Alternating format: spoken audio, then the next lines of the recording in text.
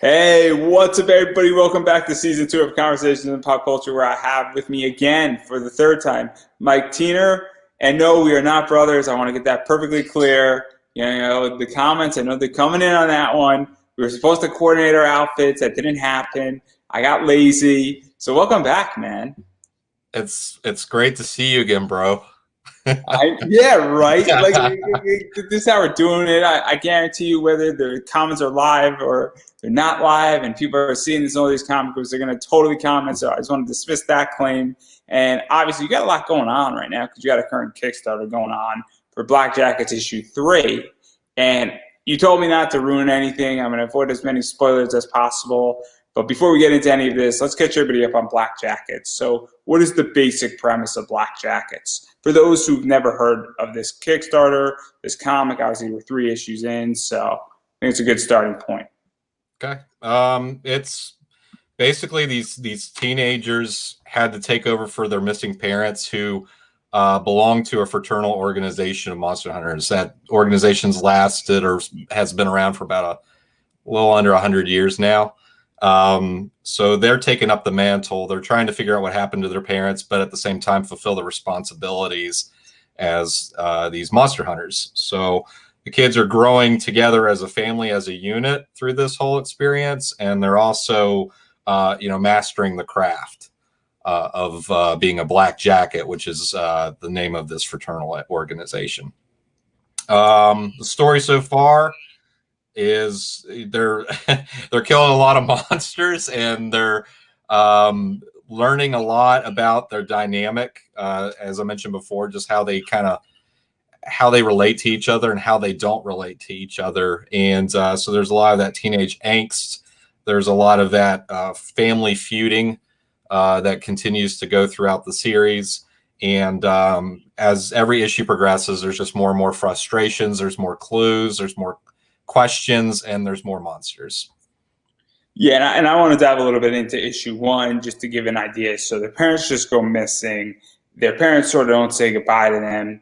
And obviously, either something must have happened, or the parents are abducted, or something of that nature is kind of the vibe we get. And then all of a sudden, they have to pick it up. And they were sort of black jackets in training, I think is a safe assumption. And they go on their first mission, and they're dealing with a demon that possesses holy men.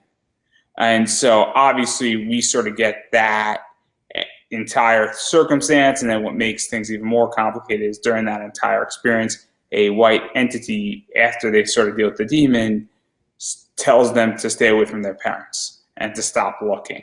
And we don't know exactly what that white demon is. And so that's kind of something that's going on. And we start really seeing how they work as a team or how they really don't work as a team, because there are issues with the 5 kids. And it's obviously Asa, Ellie, Evan, Lynn, and Jack. And some of them get along with each other and some of them don't.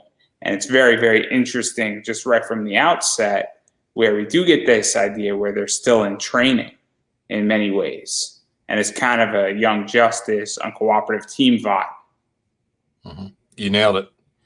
That's they, just like any group of friends, or when you're part of a team and you're not tied by family or blood, or or even have the experience because they're a brand new team. Right. I mean, this is one of those things where they were technically supposed to be, I guess, under the tutelage of Black Jackets and have a leader who is going to foster, them with teamwork exercises. And I think those are safe assumptions. So it's very interesting to see how does this team mesh up now, and what are they supposed to do? And then they're on a real mission that has real consequences.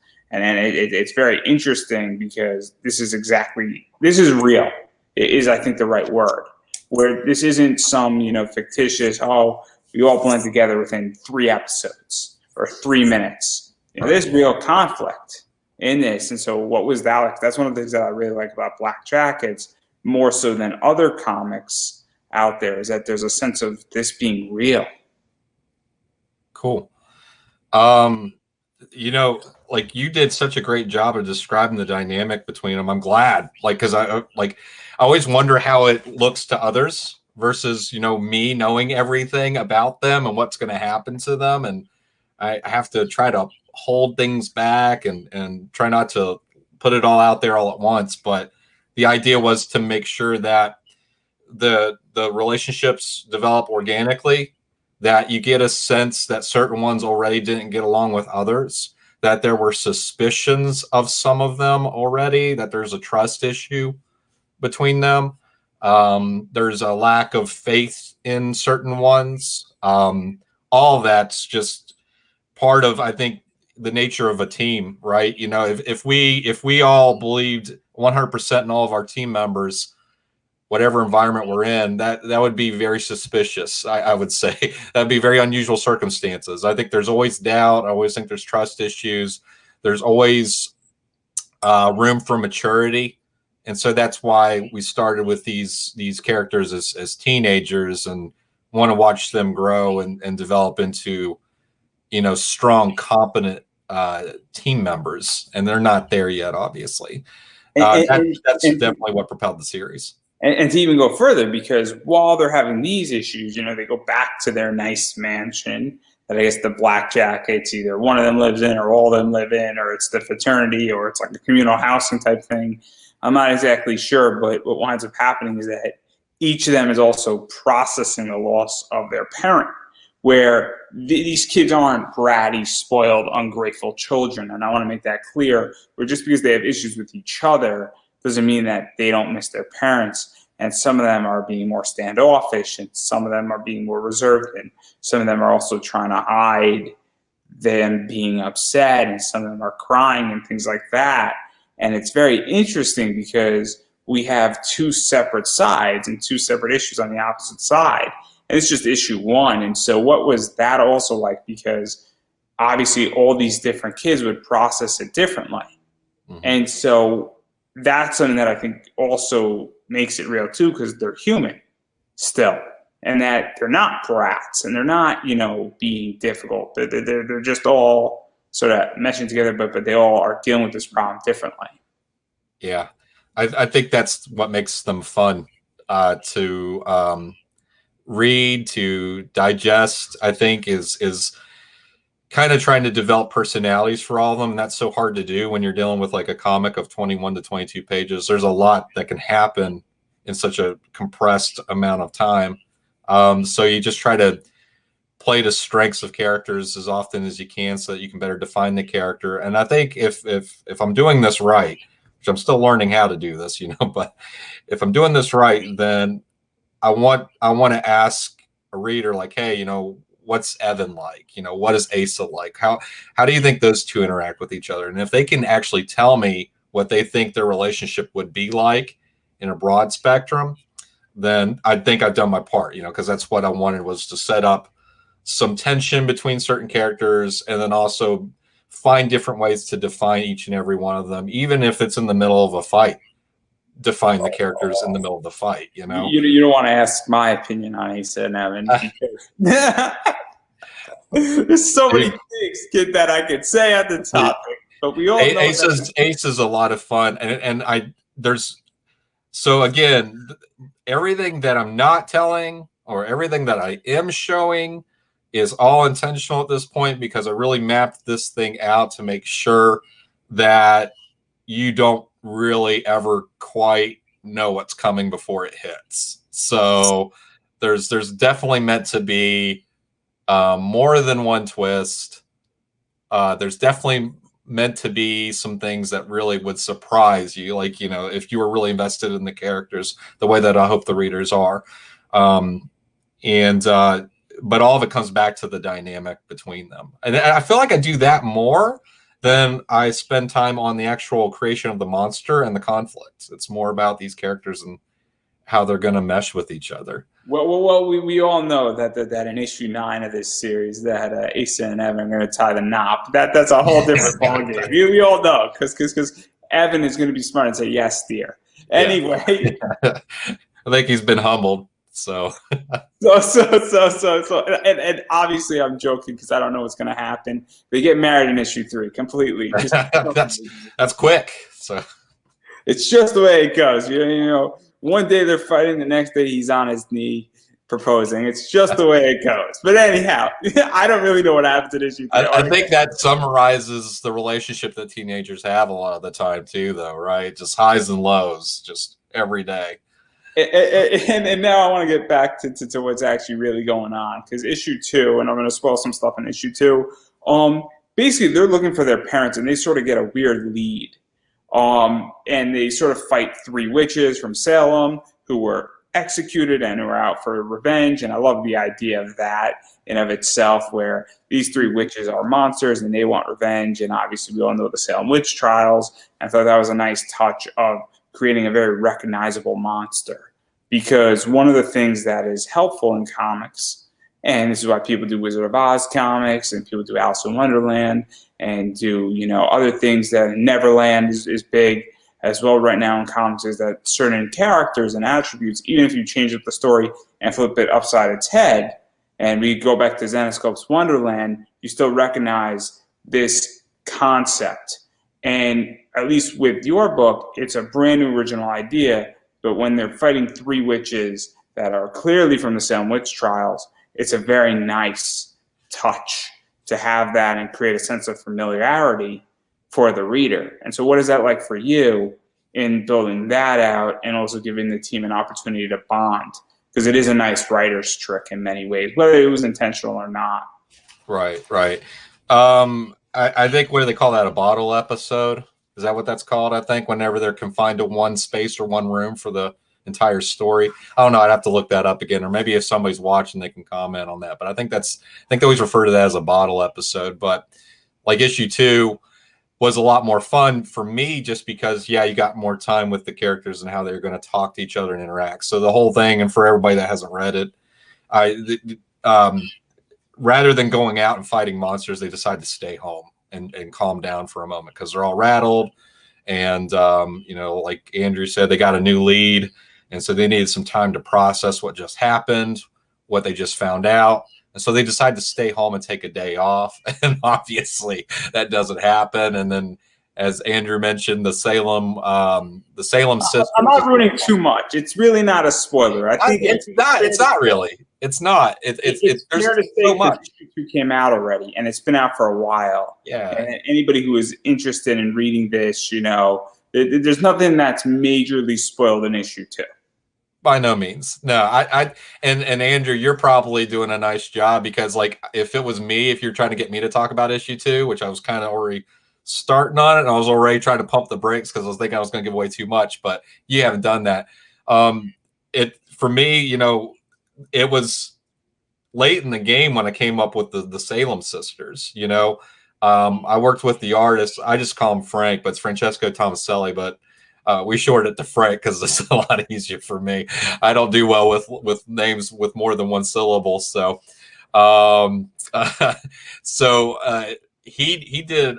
We did a lot. We spent a lot of time coming up with the Salem Sisters and designing them, and that was a lot of fun, because up until that point, I had this strict rule of, like, well, no, I didn't want to have zombies. I didn't want to have witches. I didn't want to have, the obvious things. I didn't want to have werewolves or anything like that. But the concept of witches in this was a little different, because they're dolls. They're life-size dolls is what they are. And you can't, and I don't spell that out for you, but if you're looking at the illustrations, there's something a little different about them that's off. And I love the idea of each one embodying a different format for torture. And so you could see one drowned, one was burned alive, and one was hanged. And so the powers that they have reflect the way that they were killed. And so I kind of, as we were talking about the concept of the Salem Sisters and how that would look in the book, I got really excited and said, well, let's just do some witches. This is awesome. I love the idea too much. And so with partnering with Frank, we came up with that idea together. And obviously this gets fun, and we really get to see them deal with a problem on their home turf and start coming together a little bit more as a team. And then obviously there's a whole nother side to this issue as well, where they start getting into something, and they gotta go find a particular person who has a bigger clue on what exactly happened. And I'm avoided saying exactly what it is because it kind of leads into issue 3, because that clue sort of leads into what exactly happened to their parents, what their parents have a dark secret, and well, they're sort of figuring out what this dark secret is. They're sort of called, I guess, to an abandoned mansion. I think that's safe to say. And well, that Yeah. thing, because of this person they found, who's I think we could say this person has an association with the Black Jackets. Um, I'm avoiding, I'm being vague for a reason here, because once you know one thing, you know the other, and you know the third thing. So obviously, that's kind of where issue 3 goes into, is where they start discovering the truth. Yep. I think it is a really good way to put it. And so, what was that like for you to write and start? You plant some of the seeds in issue 2, and then those seeds start coming out and start being there and revealing the truth, and then getting into what their heritage is. And we don't have a reason why, but we have we have, I don't know, we have a motive to some degree, I think is a good way to put it. So what was that like in building that up? 'Cause there is a big shift that happens in this series in the middle and towards the end of issue 3. Yep. Absolutely. That I think the whole idea and the theme of this is that there can be more than one intention to a noble pursuit. There can be selfish reasons for it. There can be selfless reasons for it. You can have more than one benefit of making the decision to do what the Black Jackets do. And so the first few issues, it didn't quite define the history. So I knew that as readers, I think that's pretty taxing on them to kind of be strung along for too long. So I knew that with issue 3, I wanted to spend time on building out the world a little bit more, explaining some more of the history, since I suspended that in the first 2 issues. So I did want to definitively build out the history very quickly and do it in a way that would be shocking to someone who would be familiar with the Black Jackets their entire lives, or was being brought into it the same way that the readers are.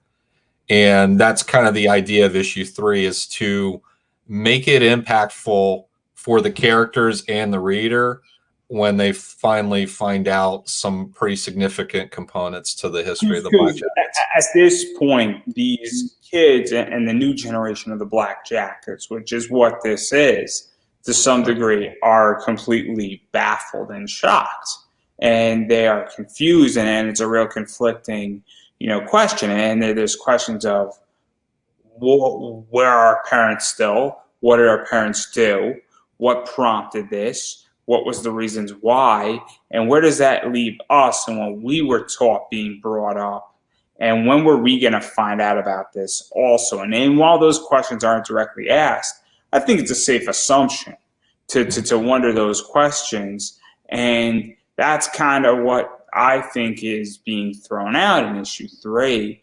And it's also, how far does this go back? And some of this we may not get an answer to, and other things we might. But it's this idea where it's just like, okay, now, a bomb went off in their hands, for lack of a better word, and it's going to affect their choices. And it's going to affect their choices to each other and to, the entire idea of monster hunting. And so obviously a lot of stuff's sort of happening with this. And so to do that, because this is a pivotal shift, and it goes deeper than just these kids.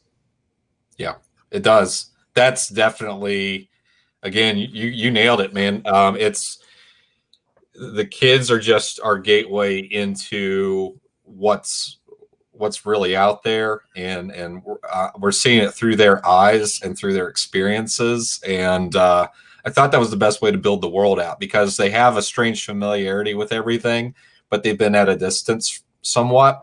So to be hands-on the way that they have been these last few issues, and what they experience in this issue, it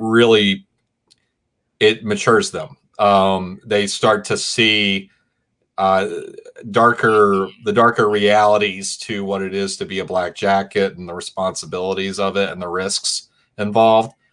And that was fun. That was actually a lot of fun to kind of help move the story forward and do something definitive that would alter the course of events the way that we would have probably anticipated that they would go. So it's I think there's some things. I think I'll meet some expectations, but I think there'll be some. I'll be subverting some as well.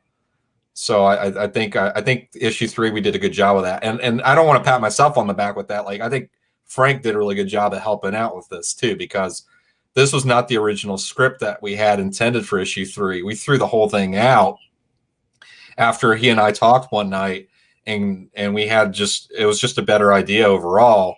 So I had went through multiple edits of an issue script and threw it all out and started it all over just because of a conversation with Frank, and that's what we ended up with.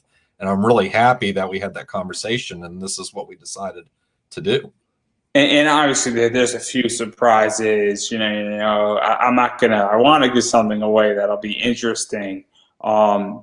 There's. I could say something. I think it's pretty. Yeah. Maybe I won't actually. I'm thinking about not saying it. There is something that gets introduced that's very, very important in this issue. But I'm gonna leave it at that. I'm gonna leave it at that. And I'm really excited about where it goes after that too, because I think that's for me, that what that introduction is definitely a pivoting point, more than we could really know, more than readers could know at this point, for sure, and what it would mean long term, but significant nonetheless. And I'm pretty excited about it. Yeah. and then obviously you mentioned something, and I do like talking about inside baseball. So one of the things that happened, and you stated, is that, well, you're speaking to Francesco, and what wound up happening is that he said, hey, I got this other idea, sort of presented it to you. And I've spoken to a few people, and some writers are very dictatorial in how they want to write and how they present, and they have a particular vision. And other writers tend to be very, open and are open to their artists, and different writers and different artists work differently. A writer and an artist team can work very differently than that same writer and a different artist can work. And so what was that like, that, hey, you send him a script, you got, maybe 12 pages done, you're going to say, hey, I'm going to get you the next 12 pages in a week. And then he's like, hey, I got this idea. Or how did that all come about? Because it is interesting. And obviously when an artist feels comfortable with the writer to say that and say, hey, look, I'm pretty sure he didn't say, hey, Mike, your idea fucking sucks. I'm pretty sure it didn't happen that way. I'm sure it was a little bit more polite, because if I was your artist, that's how I would speak. This idea. I've made everybody comfortable with being an asshole to me. That's one skill set I've developed, is I've made myself very easy to I'm an easy target. So with Frank, we joked around a lot. We picked on each other a lot early on. I do that all the time with everybody. Sometimes I piss people off, and sometimes I don't. And I don't know. I'm just going to continue doing what I do. But when I joke with him, I'm really brash. I'm really, I'll make fun of something that he drew if I didn't think it looked good, and he's cool with it. That's the thing. We're not sensitive people. We both realize that we're not sensitive, and that we can rib each other and we can joke around. And that's one thing that I've really enjoyed about our relationship. So when do you know that something's not a joke, though? Because if I say to you something, and obviously we're joking about the brother thing before, obviously, but then there is a certain point where something doesn't become a joke anymore. And I think it's safe to say. So how did that conversation even go from being a joke to saying, hey, I got this idea and I want to run it by you, type of thing? Because it is important to actually talk about this, because this book has changed the entire course of the comic per se. And it changes where it's going. And obviously this book is very different than issue 2 was. And so how did that all come about? And then how did you receive it? And you say, oh man, that's actually good idea. Let me figure out how to incorporate that and then build that out. Or were you, you say, hey, go further because I'm not getting it. Because sometimes that happens with me when somebody's describing a story and then like, oh, now I get it when they explain the next paragraph type of thing. Right. If that makes any sense to anybody, because this is super important, I think, for people to understand how Black Jackets works. Right. And I think because we joked around the way that we did, we could be really honest with each other and be even more critical and know that we weren't going to offend the other person, because we respect each other. We really do. And we love each other. You know, he like we've already talked about, like I'm planning to go to Italy eventually and hang out with this guy. So we're definitely buds. And it's allowed us to approach each other about things very easily. So Frank got to a point where he was a lot more comfortable just asking questions. Hey, why are you doing it this way? Just understanding the intentions of characters. So we had a conversation because of that. And this was like, as we were working on issue 2 that he started this. He started asking me more and more questions of why would you have the character do this and what's their motivations and stuff. And we really had good conversations about all the characters. We had good conversations about where the story's going. And he has a better understanding now of this series, the intent, the overall vision of it. He's right there. He understands it. And so now he makes suggestions and pushes back on things, decisions that I make. So when he came back to me and said, hey, I got a great idea, he knew I was going to listen to it. You know what I mean? Like, he knew that I would shoot it down if I didn't like it, or I'd be honest with him and say, hey, I think it's Swiss cheese. There's some of it I like, some of it there's holes in. We need to fix it, but let's do it. And there's things I've included because he's just wanted to have it in there, you know, and just we do it all to make sure that it works and fits. But I think it just came from us just developing a good friendship, and then that allowed for us to collaborate more comfortably. And then obviously you also made another decision with this issue to go from 6 to 8, and so that's a big decision as well. Where saying, hey, there's more story and I need another, 44 pages or another 48 pages to tell it. And obviously that decision has a lot of consequences, where it means more Kickstarters. It means, keeping your reader around, because how often do you do each of these books? Is it 4 times a year? 2 a year. So now we're going from 3 a year. 6 in 3 years. Well, I can't speak today clearly, to now going to 8 in 4 years, and obviously keeping your reader more for the long haul, and then running into that problem. So what prompted that? What was that decision like for you? Obviously, you are getting married, hopefully soon. I don't know, and your lovely girlfriend, wife, partner. Many words can be described here. Pleasant words, appropriate words. Obviously, I mean, she has a say in this to some degree as well, because now it's a big financial decision, actually, in many ways. So there's a lot of moving parts going on, and obviously readers, maintaining readers, doing the story justice, a whole bunch of stuff. Also, you know what it is? God forbid, the longer a story goes on, the more things can happen to people, in it. So obviously a lot of stuff's going on. So what was that entire decision like for you? Because there's a lot of consequences that ensue out of it, both good and bad.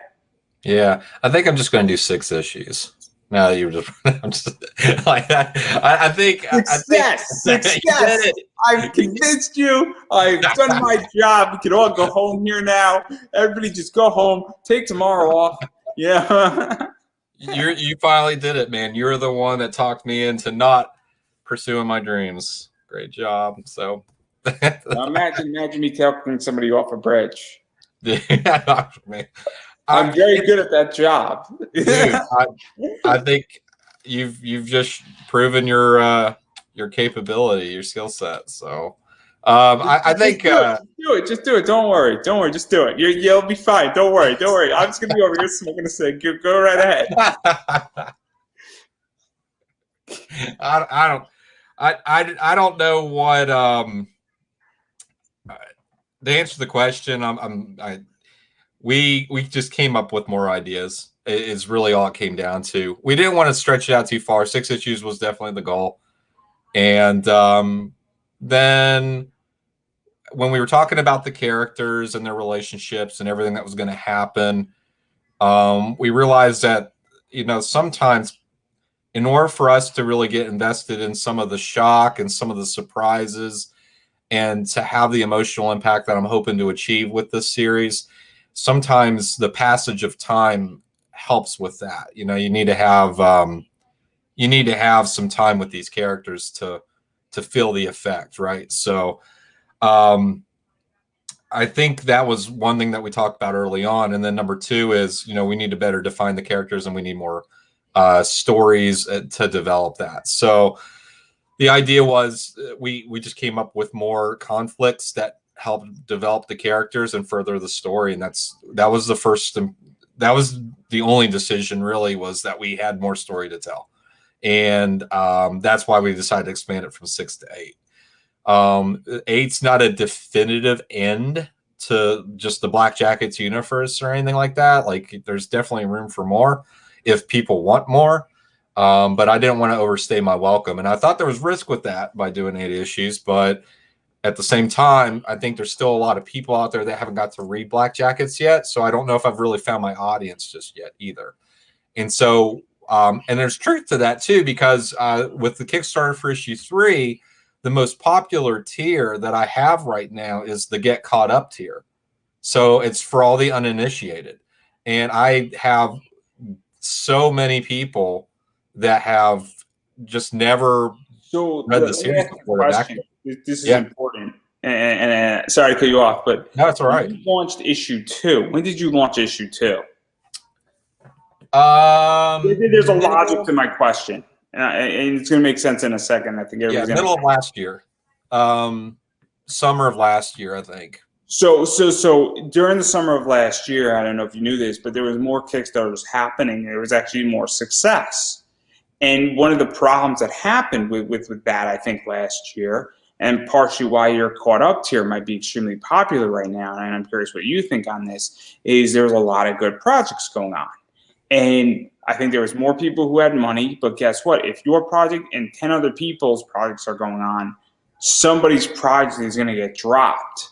I mean, it's just the way it is. And that always happens with Kickstarters, but when you have 400 projects going on or 320 projects going on versus 180, you know, and by the way, there was a higher success rate last year in the summer than this right now, and there were more projects, so that's a good thing, which doesn't really make economic sense per se, because it should be the other way around technically. But that's not my point. My point is that all of a sudden, probably what's happening is that there's less projects, and they're saying, "Oh man, I really wanted to back that, but I only had $100, and that was sort of, I prioritized projects A, B, C, and D, and then that was E." And now they have money, and they're like, "Well, you know, I like this project, and this is A now, and then there's B, C, and D, and that might be part of the reason why." And so I'm curious what you think about that. I mean, I'm still very green to all this and still learning what works and what doesn't.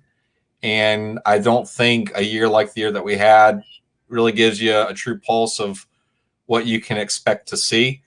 But you're right about one thing, is that there are a lot of projects. You know, there's a lot more great books out being crowdfunded on Kickstarter right now. I just pulled up everything that I've backed that's still going right now, that hasn't actually hit their deadline yet. And even before we went live, we were speaking about my guest before you.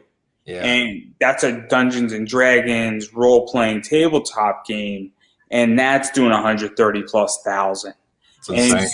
And so my point is that there's a lot of other things, and we also are speaking about another guest I had, Dawn Matique and JP Roth, and they have an art book. And I don't mean to detract from your project right now, because I want people to obviously go back, and I'm going to show some rewards in a second here. But one of the things is that there's a lot of projects on right now. There's a lot of really, really good projects out there. And there was a lot of good projects all of last year, and there was a lot more than there is right now. And it's kind of crazy. And so, I mean, I've backed projects that look awesome. A few months ago, I mean, that AEW Butts in the Seats project looks great by Dirk Manning, And then there's other stuff that looks awesome, like Ninja High School, and even Tom Hutchinson's book, that Oz series, and then there's a variety of other things that are just coming out that I know that are going to come out in the next few months or so. So obviously it's very interesting, and I just want to know what your opinion is, because I just think this is absolutely fascinating, because I think it's a safe assumption that more projects should mean that more projects fail, and that couldn't happen. And it's crazy with 2020 and even going into 2021. I think more people are familiar with Kickstarter now, so it's bringing in a whole new audience. I think what helped was more exposure from publishers starting to put books on Kickstarter. I guess a great example of that was Keanu Reeves' book Berserker, right? I mean, that's like the #1, but there's been others. So let's talk about that, because yeah, obviously I have the opinion that I think Kickstarter's for everyone. I think it's great. I think that big names can come in. I think small names can come in. I think Kickstarter is the great equalizer. right. I think a bunch of big names have come in and they were expecting to do more, and they didn't, because they didn't know exactly, and I think they were somewhat disappointed. And when I say they were expecting to do more, they still did over 6 figures. But it's the idea that they were expecting to do more, like $500,000 to $1 million, and they didn't. They didn't reach that goal exactly.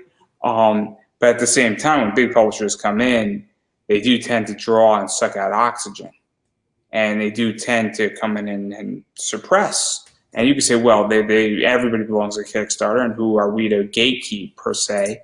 But at the same time, and it gets tricky in that regard. So how do you feel about that? Because just because somebody's backing Keanu Reeves' book doesn't mean they're backing your book per se. But again, if all of a sudden, if one person is a gigantic lightning rod, it definitely draws attention away from everything else. Right. And it's the same with everything in life. It's the same thing with at a convention too. Certain things draw attention, and whether that person was going to buy from you or not, if their attention is automatically going to X, then that's an issue. And well, with everybody home in particular, all throughout 2020, it's very complicated. And look, again, I am a capitalist. I believe free market solves everything, but I also believe that sometimes people don't know what they're doing in the free market either. That doesn't mean you shouldn't do it. It's just you don't know the dire consequences of said item. Mm-hmm. It's kind of like you shoot a gun in the air. You don't know if that gun's going to hit somebody. The bullet's going to hit somebody. You know you shot the gun, but you don't know what the other consequence out of that is. And I know that's not the greatest example, but it gets the point across really quickly. I think so. I think when we look at the platform and think about our role and everything, I think we have to stay pretty humble, and we can't be so arrogant to think that one platform only exists for us. I think when something becomes popular and profitable, right, there's going to be others that come along and want to be a part of that too, and you can't blame them. So it's like festivals, I think, is the best example of it. Like, I would like to think of myself as like the opening band, or I get a time slot at a festival that's not popular, like not the crowd's not coming over to me right now because, I'm not on the main stage at this music festival. Right. So, but the thing is I am in the space where I have that exposure, and that's something more than I would have had before. And so I'm grateful for that. And more people are coming because of those headliners, which gives me more opportunity to have that exposure. So I'm grateful when big people come over and attract people to the platform. And that does allow some people that have just gotten familiar with it to navigate the space and go explore. And I might find some of my best fans just because of some other project that attracted people to Kickstarter. So I'm more of the optimistic perspective on that. I think that there's a space for everyone in this, and if somebody chooses to back something else instead of mine, I mean, I'm not going to blame the other person for that. I need to look in the mirror and say, well, what do I need to learn from this so that they want to do mine instead if they have to choose?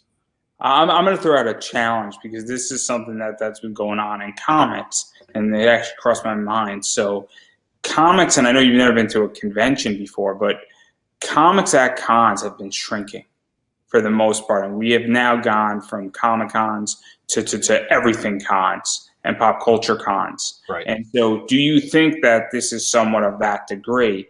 Because now we have Celebrity Alley, we have, DC's got a big booth, Marvel's got a big booth. We got all these, top signing people there. We got big name signers there.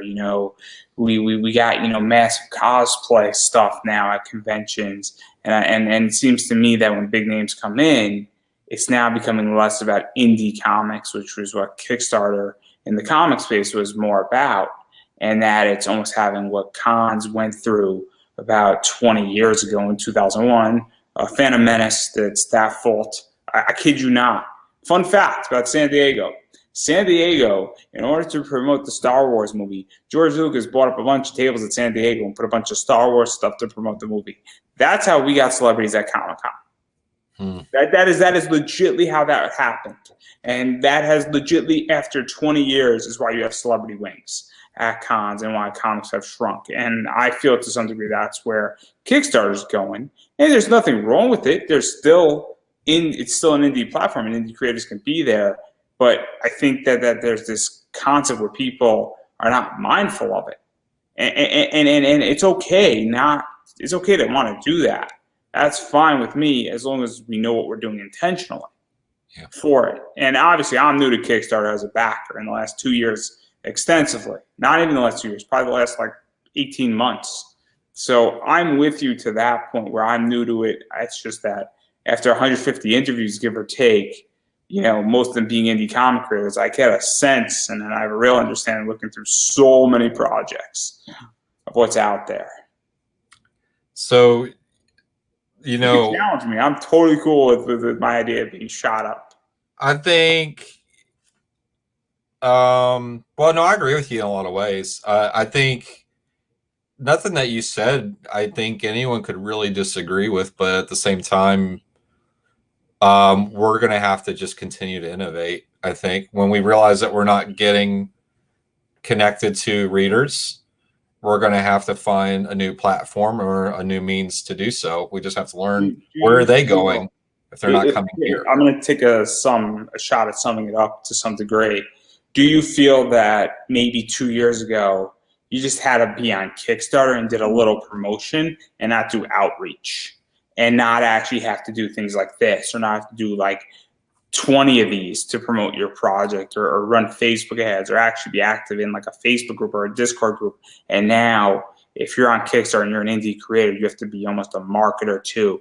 And you got to be, I don't want to say hustling your project, but you got to actively come up with a strategy to push out your project because now it's become a more competitive field, both with other indie creators and even big names, because I can't get Keanu Reeves on my show. I know some people might think that I can do amazing things, but I can't get Keanu Reeves on my show, but I can get you, I can get Chuck Pino, I could get, Santine Phoenix, who was on earlier. I'm going to be getting 2 people tomorrow on who all have Kickstarters currently going on. And when they get on my show, they have the ability now to get in front of my 4,000 people that like my Facebook page, all the comic groups I put in, all the other groups that are not comics that I put in, all the other people that I do that are not comic related wind up coming over and might be interested in wrestling, and they get that access to that. And that's all intentional on my end. So do you think that now is more of a focus because of this? Because that's what I think, is that I think that people now have to actively say, okay, I can't be beholden to just throwing it on Kickstarter and putting my Kickstarter link up in a Facebook group. I now actually have to actively let people know, hey, I'm here. This is my project. This is what it's about, type of thing. There's a lot that can be said about it, and there's a lot that I don't know. So it's kind of tough for me to really. You should take the risk, and I think, yeah. So I'll tell you, And if you're wrong, you're just ignorant on the topic because you haven't learned. You can't lose. Right. Yeah. I feel like you just have to just fire on all cylinders. I think that you have to make sure that you explore as many avenues and platforms as possible to promote the book. Have I done that? No, I haven't tried to reach out and do a lot of these like interviews or conversations like this. I haven't done a lot of these just because, you know, You want to get rejected. You're very sensitive. I'm super sensitive. I think It's like a bad breakup with a girl. It's never terrible. Wiped out for 6 months, dude. Especially if you put money into her, it's terrible. Right. I don't know. I don't. I think I just never considered the options, and I think a lot of people probably don't think about how much, like you said, they have to be their own champion, they have to be their own marketer, their own agent, and they don't think about that. I come at it from a very different angle, where most people, in my opinion, do not come in as a podcaster or hosting video or doing a video interview or doing a Facebook live stream. I come into that sector so that at some point I know a bunch of people that you know and that I know, and a lot of other people say, when are you writing your project? And I'm joking around, but I'm going to come at it from a very different angle because I am on the other side of this. And I didn't go to school for any of this, but I've been active in hosting a podcast for 7 years. And so I have come at this of guest relations, presenting panels, promoting things online, growing a fan base, paying for Facebook ads type of stuff. And then in 7 years, I've done a lot of stuff, actually figuring out how to gain fans, understanding who your super fans are and who your regular fans are, and who people who like your page who really aren't your fans are. And it's very, very, very interesting in that regard. And believe me, I am not good at any of that. But it's super interesting in that regard. So I come at it at a very different angle. And that's why I'm so fascinated by this, because it is so interesting at this point. But obviously, I mean, I'm in the same boat as you. I just have an opinion from my last 7 years on this and what I've seen and what I haven't seen. So yeah, super interesting. It's entire. We could go on for days about a lot of that, I just feel like everybody, you have to be almost a marketer or a comic writer. You have to be a jack of all trades. You do. You have to be a salesperson, really, at the end of the day, which I think, and this is going back to another thing, just, to mention, I haven't done a con yet. Like, I haven't been at a con as a vendor I've never had a booth. I've always wanted to do it. I've always wanted to interact with people and just make some friends and stuff and hopefully sell some books, but I haven't got to do that yet. And I've went to conventions and I've observed and watched, and the ones that attract the most people have an attractive product, and they're really good at talking with people. Like, they're really good at interacting with them, and they don't really talk about themselves. They ask more questions about the people that are coming to the booth. Like, hey, where are you from? What do you like to do? What did you come here to see? Like, they have good conversations, and then that makes them good salespeople, because they build rapport with all these people and they build that connection, and it's a lot easier to start talking about something you're passionate about because you got to learn about those people first. So I did watch and see that a lot, and that's why I learned that. There's so many tricks at convention. Being a salesperson is important to your promotion, absolutely. And I think even just wanting to promote your product is massively important right now as well, in any capacity. And obviously, I think also we are in a great digital pivot. And that's not exclusive to comics, where if you are not doing something digitally, you are going to be left behind. And whether it's something like this, or it's something like, digital comics, or even just selling online, you are going to be left behind. There's a great digitalization pivot. There's a lot of changes in society that have occurred because of COVID. More people are working from home, and let's be realistic, people don't want to go back to the office. And that's a big change as well. There's a big change in work patterns. People don't want to go to the movies. I mean, look, Mortal Kombat just came out on HBO Max. You Right. could go see it in the theater. Now, I went to go see a movie in the theater, but that's a different discussion because it was Demon Slayer, and that wasn't on HBO Max. But my Right. point is that I think that it's very different at this point with that as well. And so I think it's going to be a very interesting world. And I'm curious before we get into rewards, because I do want to show a bunch of these covers. Might be a spoiler alert in some ways, and I'm not going to press too hard on some of these covers because they do reveal some stuff. They do. But where do you even think all these Comic-Con stuff is going, and even selling online and pushing out, and where cons are going? Because it is a whole different ballgame. And I think we're returning back to normalcy. I mean, I'm getting my second vaccination shot in about a week. Good luck. Which is a lot faster than I expected. I was betting on July. Last time I think we spoke, I was saying I was going to get vaccinated in July the way it was going. Wow. Good. I just got mine. I got mine this past weekend. I was out for a day. I felt a little funky the day before and the day after, but there was one day where I was just in bed. My first shot wasn't good. Oh, really? I just had a soreness in the arm. Do you have Moderna? Did you do Moderna? Oh, I think I did Moderna, but my point is that it was weird the first one, and I'm gonna have a bitch of a week because I'm getting like 4 more cavities covered like 3 days before that, so I'm gonna be fucked no matter which way we cut it. So can we have another one of these when that happens with you? Like, I just want to talk to you in the middle of all that. Maybe I can interview you. Yeah. We'll do that interview someday. It's also David Wellen needs to teach me how to draw because I'm terrible at it, and maybe he'll teach me how to actually draw my comic book in the process. But I digress right there. But where do you even all see this going? Because it's not about me. How many times do we have this conversation? Because it's always about me. But in all seriousness, where do you even see all cons going? Because obviously there's a lot of changes that are occurring in society right now. I mean, digitalization and that pivot is going to affect everything.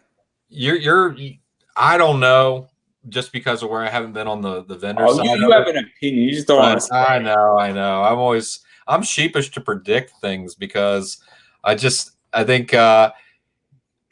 think there will be people that crave the experience of being at a convention. And so there are going to be people that flock to that. I think the format of it will change. I think certain people will, over time, not see value in it anymore because they feel that they spend more money to make less when they go to conventions. I think I've talked to a lot of creators that feel that way about it. They felt that way even 10 years ago. And they felt that way. So there's a very famous piece out there by Dave Dorman, who's a major comic artist, and he does a lot of toy designs. And he was speaking about this maybe 6-7 years ago, where he was saying that I sometimes only break even at cons because there's a cosplayer and people are there taking pictures of cosplayers. Nothing wrong with that. But when somebody has 10-foot wings, and obviously I don't know how many people can see what I'm doing, but this arm is You've got wings, chicken wings. That's what you.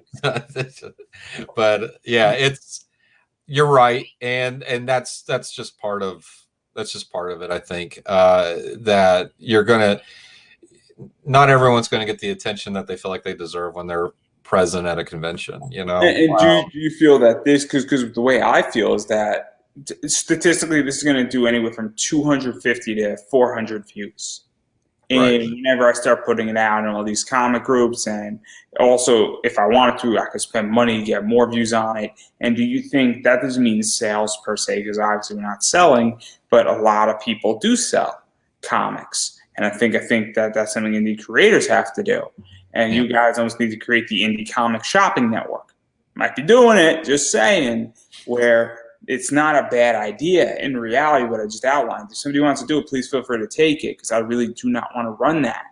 But it's this idea that, I don't know exactly how it would all work, but it's this idea that I think that, you can reach more people online than you could at a con. It's also massively cheaper. You're doing everything from your house. You're not And, I get that going to a con is important, but I could ship anywhere in the world from my house, and I'm doing it in my eBay business right now. Legitly, while I'm sitting in shorts and a t-shirt, and I can buy all my product from my house and have it shipped to my house. And I don't have to leave my house to do my business anymore. And it's fantastic. And so that's where I think things are going anyway. For sure. And then on the digital side of it's very similar. You know, it kind of plays into that, right? The digital side's even easier. NFTs, right? It's kind of like the big thing now, right? Like that's, you know, the what rights? NFTs, non-fungible tokens. But I don't even get that. I honestly do not. You may explain it to you real quick. Imagine, because I think honestly, when I want to read a digital comic, I go on Comixology. I don't give a flying fuck about owning it. I want to legitimately buy my comic for $3, and I want to read the latest issue of Batman because I'm interested in reading the story on my iPad. I don't really view this as an investment. I don't get that component because I think people just want to read it. I don't think people so care. Some people do, but I think the majority of people say, hey, look, I just want to read this thing and I want to enjoy it and I want to, you know, have it. And that I don't really view this as an investment. And here's the other problem with an NFT, in my opinion, from what I know, is that no offense to anything, but if it's an indie comic and it's a cool series, but it doesn't have an IP attached to it and it dies out and it's not worth much. Right. Why would I go when I could legitimately go buy Bitcoin, Ethereum, or I could buy a mutual fund or an index fund if you're going to charge me the same amount of money for the NFT? If you're going to give me the NFT for free, that's a different discussion with the book. Yeah.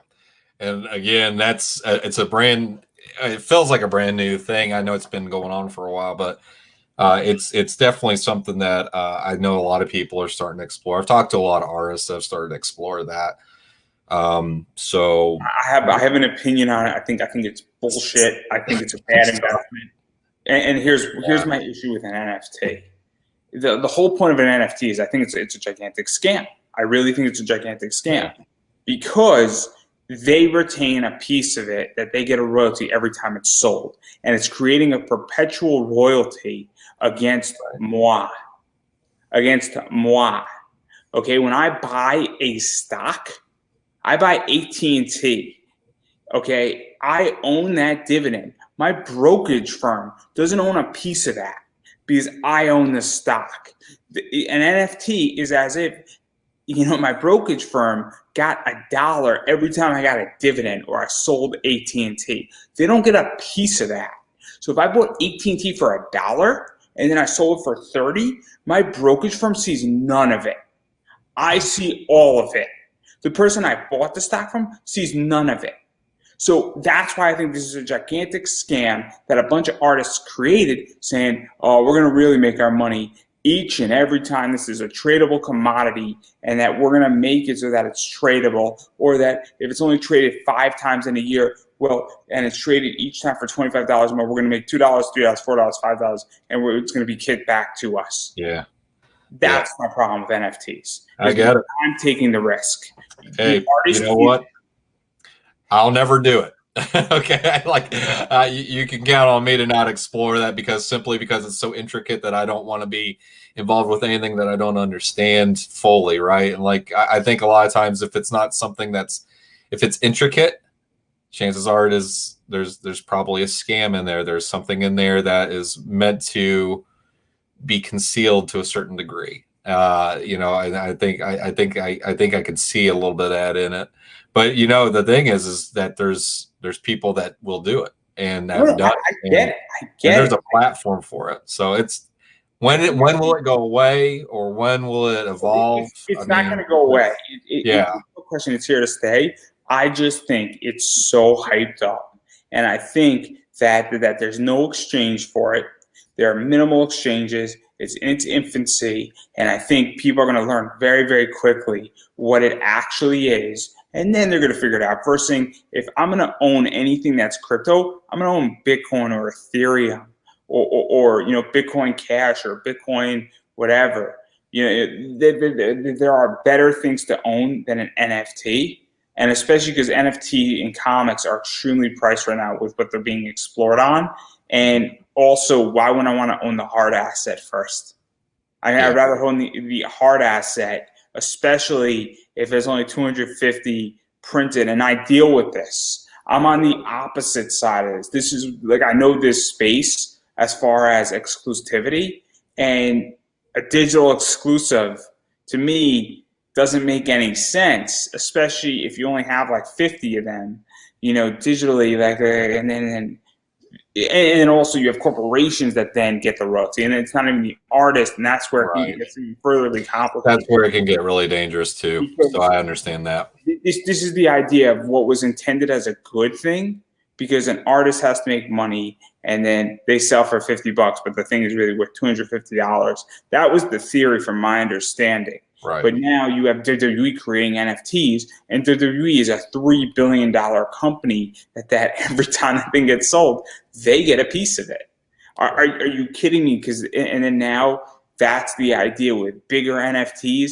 It's just creating a perpetual royalty through whoever owns or created the NFT, and then they give you the coin, versus you mining the coin and owning the coin yourself. Yeah. And it's a whole, and I think people have to fully understand that. But that's so off topic. You should never pay NFT. I shouldn't have done that. I'm sorry. Like, I shouldn't. No. It's fascinating. It really is. Like, we can talk about Kickstarters, cons, all those things, but something that's breaking right now is that.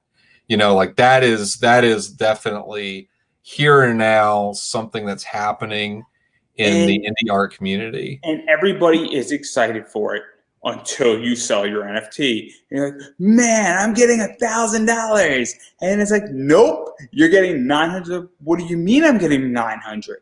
Everybody's happy about this until they realize that somebody's getting money taken out of their NFT. And like, but I just bought this for 800. I'm only making $100. I thought I was making 200.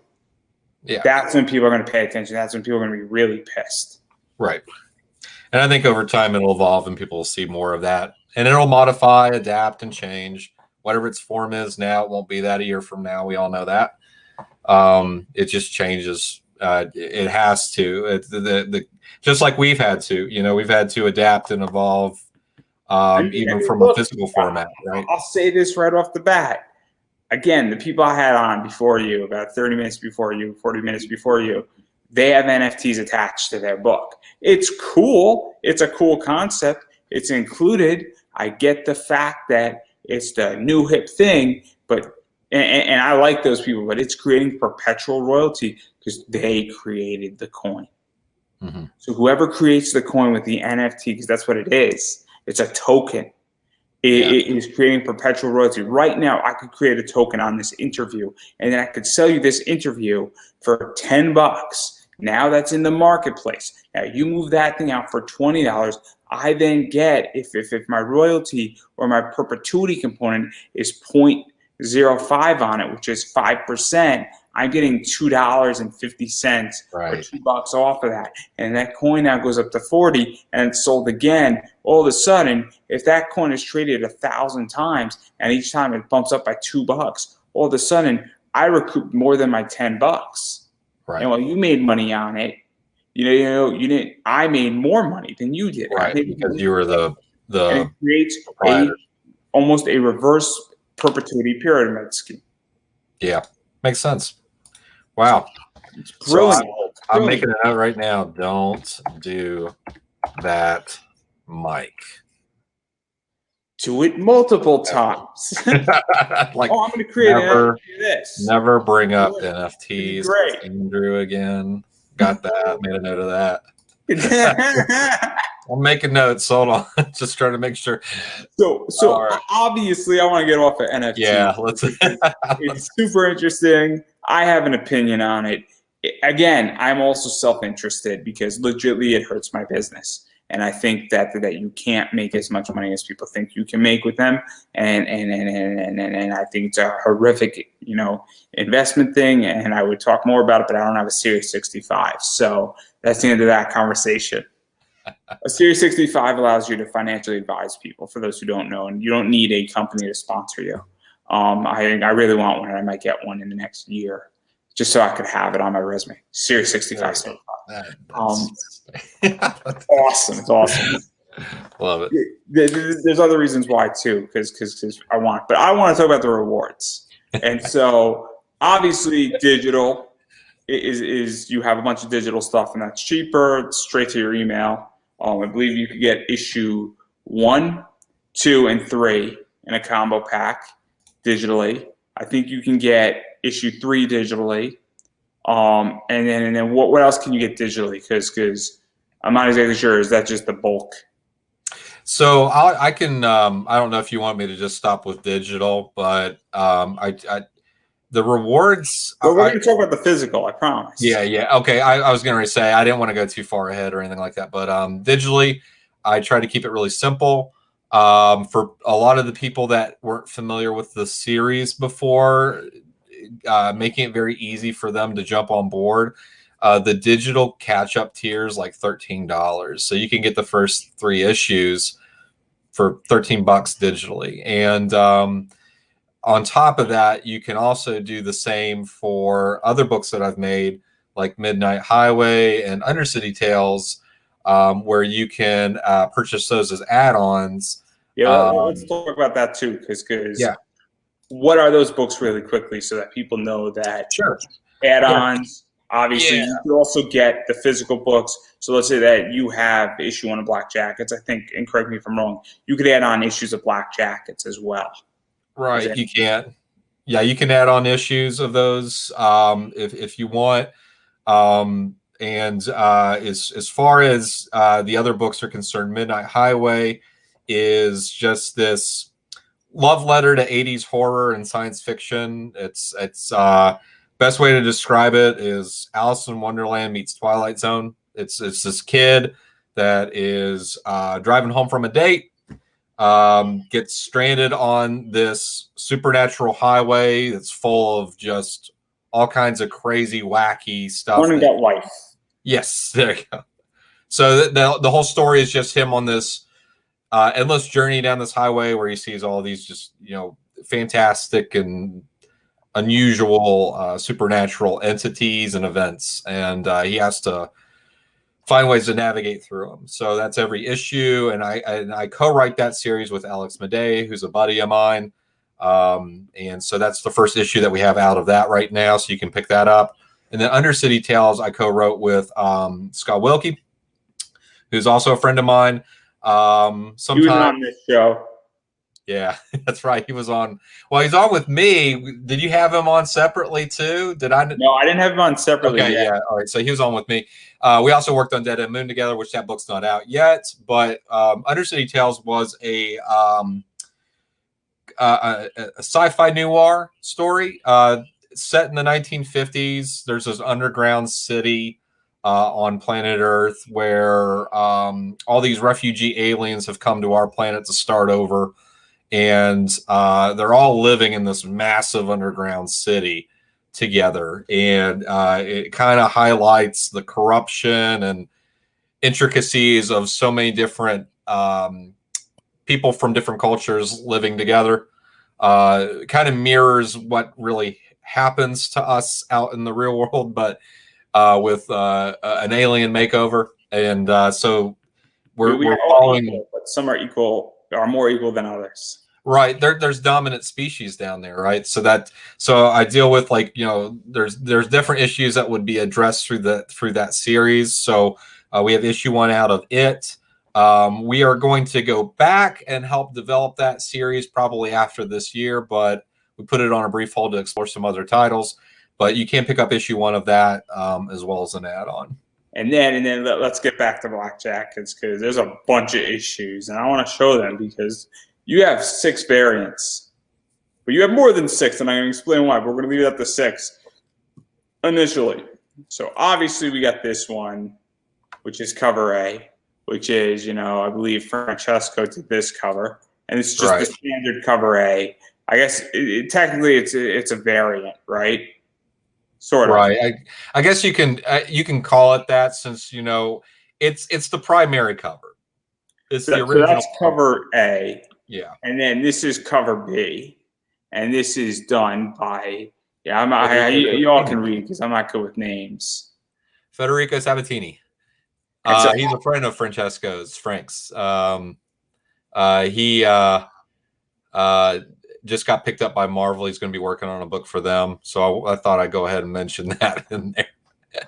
So what is this like? Because a lot of indie books have a cover A and just a cover B. And so obviously bringing in somebody who just got picked up by Marvel, having a cover B is kind of nice in there where it gives a choice, and also doing this cover where it's more of a little bit of an action scene and it's got a little bit more movement to it. And so what was that like getting this in there? We just both, Frank and I both just told him to do what he wanted to do. Like he had an idea of just, like you said, like the action movement, which is not something that we'd had on a cover really illustrated that same way, because that was a very almost felt anime, I guess, in a way, with the way that it's illustrated. Like there's just that kind of the kinetic feeling that you get from that, like the just the, like you said, movement, right? You get that from it. And I think when he sketched it out and sent it to us, we were like, yeah, this would be something different that we haven't seen as a cover before. So there's a lot of trust that I put into the artists to just illustrate what they're inspired by when they look at the series. So every cover artist that I have, I send them my Dropbox folder, let them see all the art for all the books, and then they come back to me with an idea of what they want to do. And then let's talk about this one too, because this one is Summerdale, and obviously it has a significant component to what happens and what sort of things are going, and it's a bit of a spoiler. And so what was that like to have a spoiler cover out there? So, what's funny is it feels like it's spoilery, but it's not. Once you read this book, it's really not. I thought this image was striking. And it's inspired from a panel in the book that actually I preview on the Kickstarter anyway. So everyone, just skimming through the project can see when this actually happens in the book. But I liked the imagery. I thought it was really striking. She does a great job. She does great work. I've been a big fan of hers for quite some time. We're buddies now. We play Mario Kart together. She beats the hell out of me in it. But same thing here. We just kind of talked about what would be a really striking image for a cover, and this is what she came back with, and I love it. I think it's really haunting. It's very hypnotic, and ominous, and I love all of those things so much. The way that she portrayed them in that cover. And then there's obviously cover D. Yep, Alex Monick, who's a buddy of mine as well. It's called Bandcamp, right? Yeah, yeah. So what I love about this one is that it kind of conveys the fun of the book that I think's in there, and I think she did a great job of illustrating them in respect to the way it's illustrated inside the book, but also being true to her style. And what she did so well in this, I think, was just the characterization of all the people and all the kids in the black jackets, and making really good use of the space. So really big fan of that cover. One thing that she did for me, a little Easter egg, is in the bottom left of the cover. There's a little monster hand up there doing the devil horns. So I really appreciated that. And then obviously we get cover E. Edward Bentley. So that's fun, and they're obviously fighting, something. Yep. So that's out there. So and then I want to do cover also F, where that there's somebody significant, I think, in cover F. Yeah, absolutely. And so cover F in particular, Keith. I love talking about these artists. That's the most fun that I have in making comics, is not writing the stories, but getting to work with awesome artists. And the thing that Keith Jones has just been somebody who's just been a really good mentor for me when I started in making comics. He makes the Power Knights, and he is the owner and operator of Kid Comics, which is where I made my first comic book, The Dragonfly. And he was really encouraging and supportive and gave me a lot of, wisdom that I think that I've gained. I've gotten a lot from him, and I always really enjoy a lot of conversations that we've had over time. But it was really an honor to get him to illustrate for the Black Jackets. And really, for me, it's hard to pick a favorite cover, but from just the emotional side of this is my favorite cover because of just it's a Keithan cover, and so it was really great to have him on board and making that cover, and I love it. He did a great job. It's a cool cover, and obviously 6 covers, a lot of choice from a lot of people, and this is a big one for you because this is the first time you did 6 covers, and then to make things even more complicated, there you can upgrade each of them into a foil / metal type thing. And so for $10, I don't know if that's done right after you pick your book and pledge with the new list option that Kickstarter outrolled, or if that's in backer kit. But obviously, what does that entail? Because that's cool too, because it upgrades the book in a lot of ways and adds a new thing to it. And you don't have to do it. You could just, if you like your comics a certain way, you could have that. But what is that like for you to give it that thing, and what is it exactly looking like? Because foils are one thing, metals are another, and which is it? So I wish I had one with me. It's kind of hard to describe it. It's just it just has the shine of metal. It looks metallic without being metallic, right? So it's a full foil cover, right. Versus a metal bounded book. Correct. Yeah, not a metal, no, metallic foil. That's how it's described. Metallic foil that's printed a certain way, and obviously that's still cool though because it adds a certain element to it and it changes the dynamic of the book. And so that's something that for $10 you could actually add on, and it sort of upgrades the book into being a very interesting variant per se. And it's not even that expensive. So obviously that's a cool feature that makes this project different than other things out there. And so I think that's a nice reward that is not that expensive. And then obviously there's a bunch of other stuff that's always in there, being Black Jackets. And I know a bunch of people have done that already. And for the first 2, and obviously for issue 3, you can get if you're a retailer and you want to pick up a bunch of these, you can get a bunch of them at a discount rate. You can get a 6 demon bag. What is that exactly? So I had a lot of fun with this one because this was something that Frank and I came up with a little bit later on. It's kind of just it's a physical goods, right? It is having this black velvet bag filled with items that are inspired by Black Jackets that Black Jackets was inspired by. It's a way for you to kind of feel like you are a Black Jacket. That's really the purpose behind it. But you've got this black velvet bag that's filled with stuff like, there's a wax sealed spell scroll that's personalized to each backer.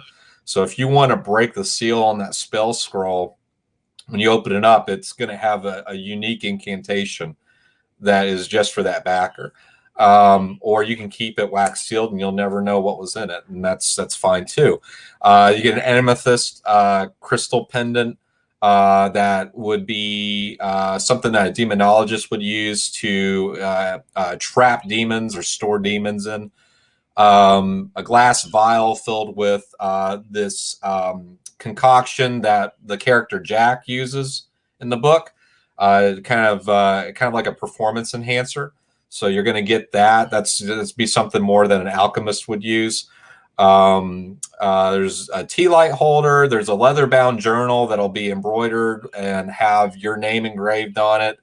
Lots of stuff. I mean, there's just a lot of things that are going to be in there. But the whole idea behind that is to have something that's very personalized and for you. And as a big thank you for being a huge supporter for Black Jackets. And so there's a lot of cool stuff in this, and then obviously you could get shirts and a variety of other things are also associated with all this. And I think there's some tarot cards and some enamel pins and a variety of other things that are out there. So for if you like black jackets and you want a bunch of cool stuff with it, I'm sure there's something. And I'm sure some of this stuff can also be picked up in backer kit too, or you can back it, and obviously you can upgrade your books and all sorts of stuff. You can get combo packs that feature all 6 books and things of that nature. So obviously there's a lot of cool stuff surrounding all of this. And so obviously, you know, backing the Kickstarter is the way to get this, and a lot of cool stuff. And so, yeah, where can people, you know, find you on Facebook? Where can people check you out? Obviously, I'm not too sure if you got a Twitter, Instagram, Facebook page. Where's the Kickstarter app? Because obviously I want people to back it. I know you haven't been promoting it per se, but you got 5 days left, and I want people to know where they can find it. Obviously, the link's up above. And so that's obviously you can do that, but where else can they find all this stuff and even support you beyond this and be informed of when you drop your next project? Awesome. So best way to find me right now is Facebook, under, you know, my name, Mike Teener. Very simple. That's usually where I try to keep everyone in the loop, most of all, about any projects I got going on. I have an Instagram handle. It's Mike Makes Comics. And then on Twitter, it's makes_Mike. So those are the 3 channels that you can find me on right now. I just fired up a Vero account, but I don't know if that's even really, I'm not even sure if that's something I'm going to get any traction with, but right now I'm in the process of building a site, and then I'm also kind of like, I'm in a transitional period. I guess I can't go into too much detail about that right now, but it's hard to say where you're going to be able to find all of my books as of right now. So it might be exclusive. It might be available everywhere. I'm still working on a lot of that. But one thing for sure is if you follow me on Kickstarter too, as a project creator, then you'll be informed of any projects that go live that I create on that platform. And you can always take a part in the next book that I put out. And I always have options for you guys to catch up on other books that you missed when I run campaigns. But that's the best ways to find me. So on that note, obviously I've been saying it to everybody, and as much as I can, you have to support indie. What that means is twofold. So you have to back people's Kickstarters. If you like a project, you like what you heard here, you have to back Black Jackets 3. Got to pick up books, whether that's digital or physical. It is super, super important at this point to back people and support it, because these books cannot be made without people backing it. We are not Marvel, we are not DC, we are not Image. You know, and obviously, if you're funding something on Kickstarter, there's a reason why it's being funded. And yes, the fan is and the backer is extremely important to make that happen. But again, I get it. COVID's been tough on a lot of people. Money is tight.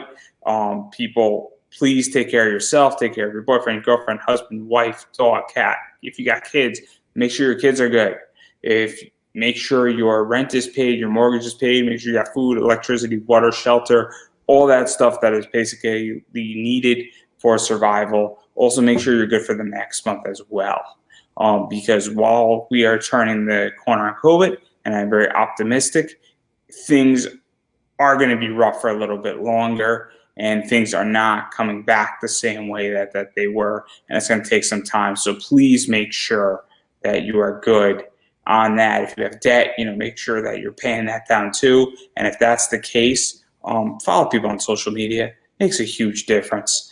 You know, liking somebody's Instagram post, following them on Instagram, it is super helpful. You know, it gives indication. Obviously, following somebody on Facebook or Twitter as well keeps them informed. Obviously, following people on Kickstarter, even if you're not backing their project, following them as a creator, you will get notification emails of when projects go live.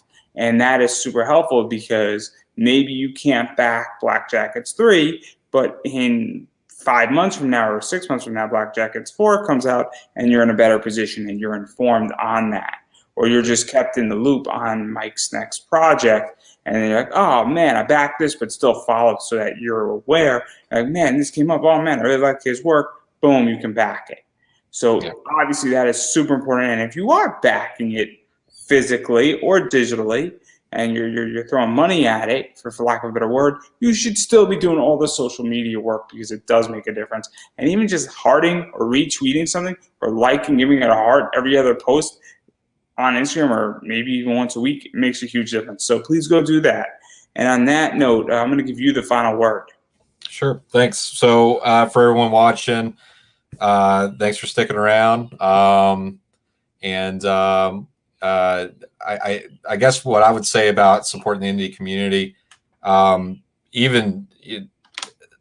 even supporting me. I mean, there's a lot of great creators out there doing a lot of great projects, and maybe not all of them will be on Andrew's show. Some of them may never do shows. So I did want to give a shout out to a couple real quick from some personal friends of mine that have done some great work. And hopefully they don't hate me yet. So what's that? Hopefully they don't hate me yet. Yeah, right. I still like you, so that counts, I think, a little bit. So Fever Volume 1 is a really big one.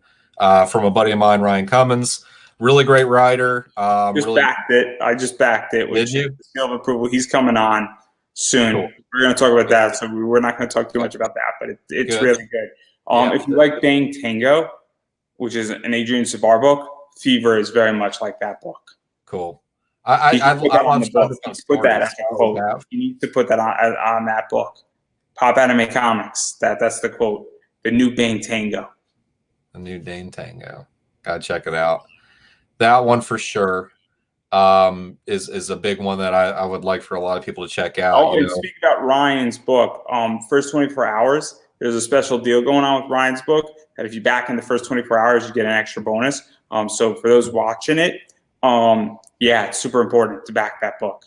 Yeah, please do that soon. Yeah, because you get a really cool print. You get a cool print with it. It's awesome.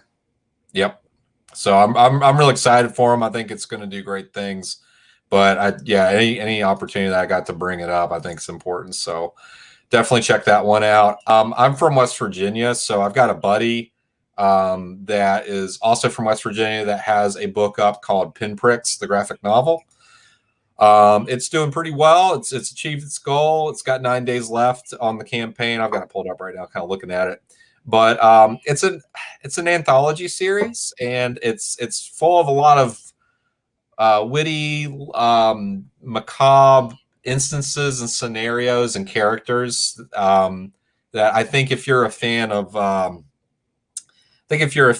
Neil Gaiman, if you're a fan of Guillermo del Toro or Tim Burton or any of those, I might be overlooking a few other writers and artists out there that might be inspiring Jason on this book. But I think anything that deals with the darkness and horror, but still finds beauty and humor in it, it's a good hybrid of all those things. So that's a really great book that that's up on Kickstarter right now. So please check that out too.